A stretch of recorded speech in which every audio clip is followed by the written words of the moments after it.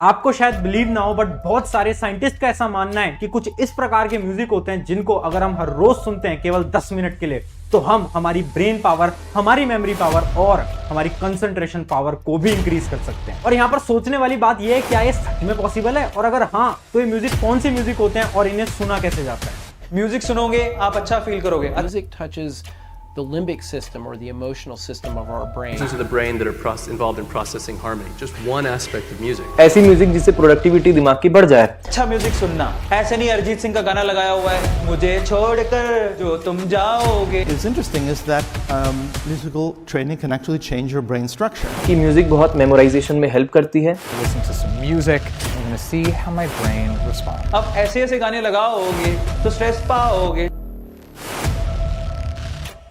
तो hi everyone, मेरा नाम है Prashant, mentor of thousands of students. अच्छा, छोटी सी एक्टिविटी से चीजों को स्टार्ट करते हैं। एक्टिविटी कुछ नहीं है, आपकी स्क्रीन के ऊपर एक इमेज आ गई होगी। अब बहुत ध्यान से सुनना, इस इमेज को आपको ध्यान से देखना है। अगर आप ध्यान से देख पा रहे हो तो आपको दिख रहा होगा जितनी भी इमेजेस है इनके अंदर वो रोटेट हो रही हैं। क्या आपको दिख रहा है? हाँ दिख रहा होगा। बट अब आपको क्या करना है ना, एक डॉट पे अपने फोकस को कंसंट्रेट करना है। मतलब किसी भी इमेज के एक सेंटर पॉइंट पे फोकस करो। वो जो ब्लैक डॉट आपको दिख रहा है ना, इस पे आपको फोकस करना है केवल और केवल 3 सेकंड के लिए।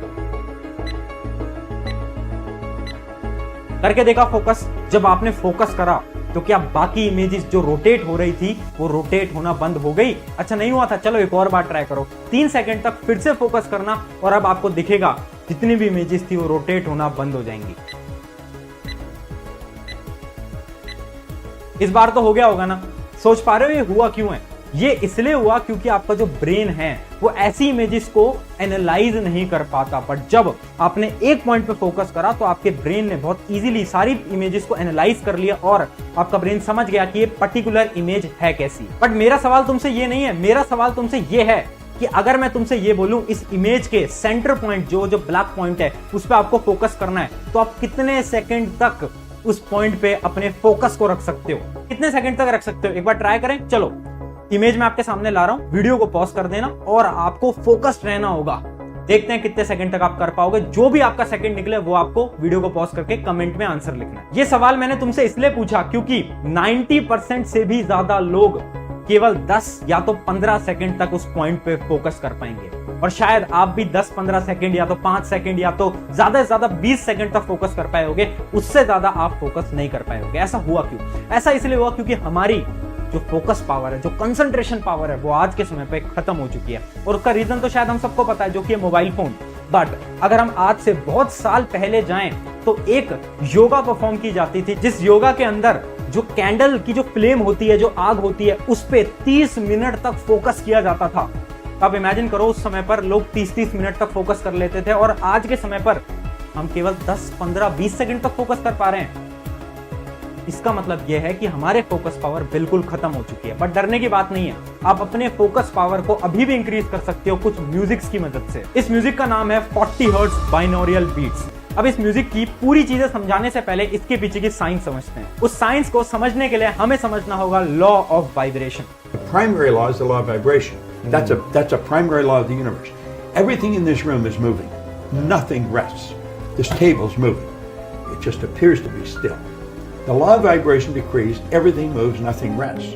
लॉ ऑफ वाइब्रेशन को अगर मैं आसान शब्दों में समझाऊं, आसान भाषा में समझाऊं, अगर आप एक साइंस के स्टूडेंट नहीं हो तो आसान भाषा के अंदर लॉ ऑफ वाइब्रेशन ये कहता है जितनी भी इस दुनिया के अंदर जितनी भी चीजें हैं वो वाइब्रेट करती है एट अ सर्टेन फ्रीक्वेंसी। मतलब हर एक चीज की एक फिक्स्ड फ्रीक्वेंसी होती है। मतलब ये जो आपकी टेबल है, ये जो आपकी चेयर है, ये किससे बनी है? ये एटम से बनी है। एटम वाइब्रेट करते हैं। आपका जो दिमाग है वो किससे बना है? वो सेल से बना है। सेल किससे बना है? एटम से। तो एटम वाइब्रेट करते हैं। इसका मतलब इस दुनिया की कोई भी चीज हो वो वाइब्रेट करती है एक पर्टिकुलर फ्रीक्वेंसी पे। चलो इसी को मैं एक छोटे से एग्जांपल से समझाता हूं। एक सवाल मैं तुमसे पूछता हूं, तुम्हारा कोई ना कोई फेवरेट म्यूजिक तो जरूर होगा ना। मतलब हम सभी का एक फेवरेट म्यूजिक होता है जो कि हमें बहुत पसंद होता है। अगर मैं आपसे पूछूं आपका फेवरेट म्यूजिक कौन सा है, चलो तुम कमेंट में भी मुझे बता सकते हो भी। बट हर एक इंसान का एक फेवरेट म्यूजिक तो होता ही है। अगर मैं तुमसे ये पूछूं ये आपका फेवरेट म्यूजिक है क्यों, व्हाई, तो आपका जवाब क्या होगा? कि शायद मुझे उसकी लिरिक्स बहुत पसंद है, राइट? मुझे उसके म्यूजिक बहुत पसंद है, राइट? बट ये दोनों आंसर बिल्कुल गलत है। वो म्यूजिक आपको इसलिए पसंद है क्योंकि उस म्यूजिक की वाइब्रेशन आपकी वाइब्रेशन से मैच होती है। हाँ, सुन के बहुत